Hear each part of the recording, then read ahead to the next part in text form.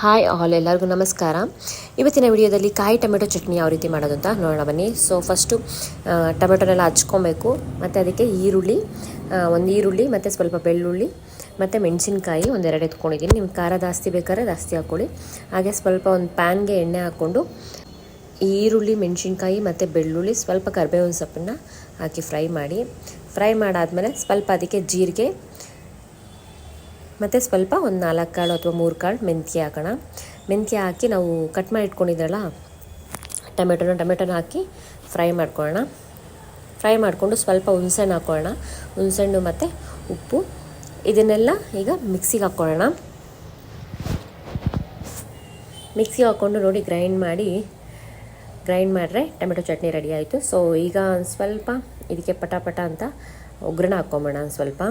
So ಇದಂತೂ ತುಂಬ ಟೇಸ್ಟಿಯಾಗಿರುತ್ತೆ. ಅನ್ನಕ್ಕೆ, ಚಪಾತಿಗೆ